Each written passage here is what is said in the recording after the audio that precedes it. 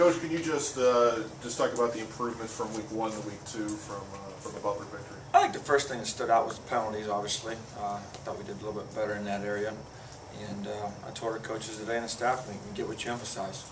And, you know, we're trying to build this program, and, you know, you got to emphasize certain things, and the things that you dwell on with your players, or that you talk about, are what they're going to focus on. So the things that we need to do to try to win this game this week are the things we're trying to focus on right now. Not a lot of college teams after 2 weeks can say they don't have the turnover, and not to bring it up, but what's been the key for that? We don't talk about it, you know.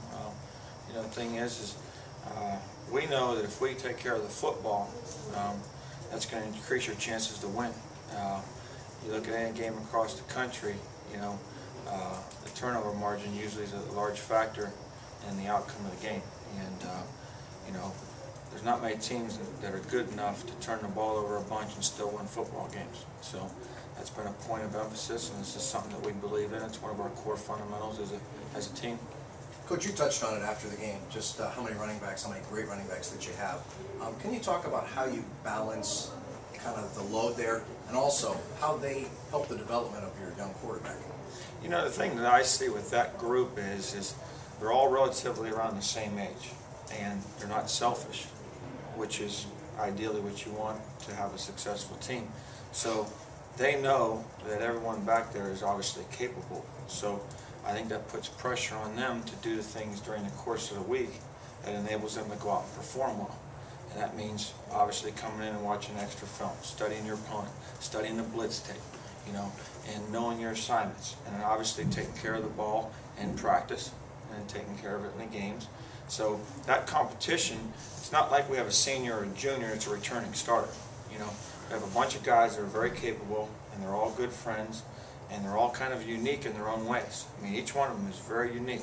But, you know, we're excited to have them, and I think having good running backs takes pressure off of your quarterback, so that way you don't have to put him in situations where you're always asking him specifically to win a game.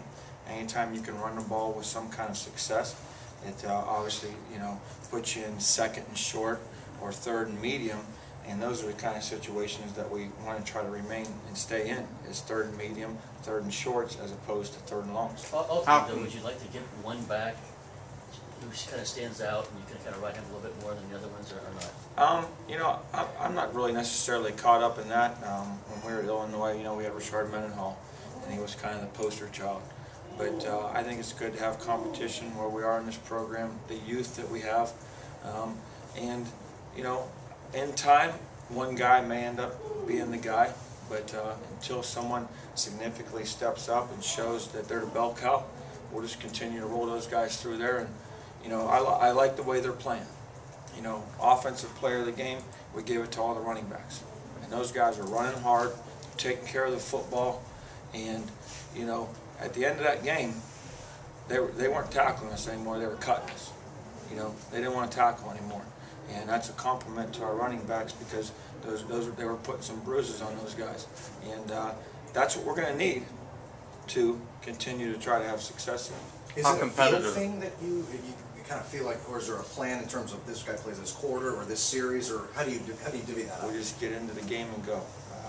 We start out with Cookie, and then we kind of gauge how guys are on Friday night, how serious they are. Saturday pregame. You know, sometimes guys will come out there in pregame and seem like they're not very focused or off. You know, there's all kind of little indicators like that that you look for as a coach that may determine whether you get the nod, you know, for the next guy in the game. How competitive though is practice? Because they know they're competing for, you know, there's only so many carries per game, and you know they want that. Practice is very competitive, and we've done a lot more of good on good here as opposed to using scout teams, and very similar to an NFL type practice. You know, your ones go versus ones, and then ones versus twos a little bit, and we do that for a lot of reasons, but most specifically is to try to simulate the speed of the opponent that you're playing. You know, when you use scout teams, you get a watered down look, and I think you get a false sense of reality about what you're trying to do schematically. Whereas if you have good competition, you have good guys executing it on both sides, it makes you be sharper and play faster. And that's what we want. We want to play fast. Excuse me. Can you talk about the offensive line and how they've developed, and with that being said, you don't have an offensive lineman of the game?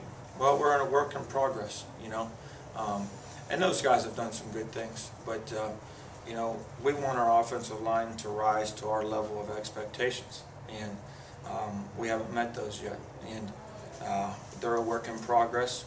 We are improving, we are getting better, and we have a very high standard for those guys, and you know, we're only going to be as good as our line is up front, and that's an area that I feel like we've got to continue to improve in,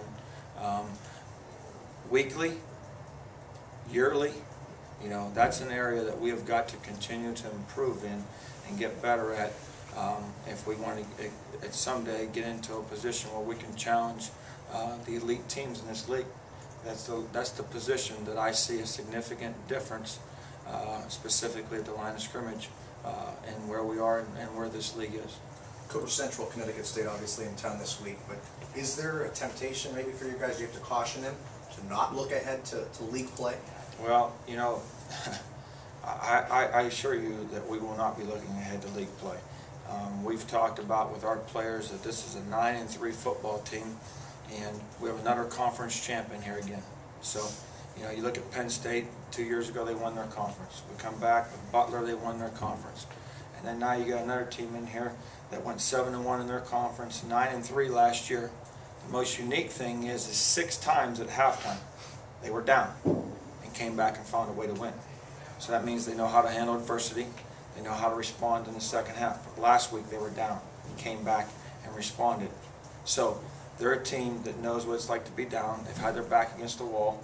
They've got 12 returning starters, and this is a team that played Butler very close last year.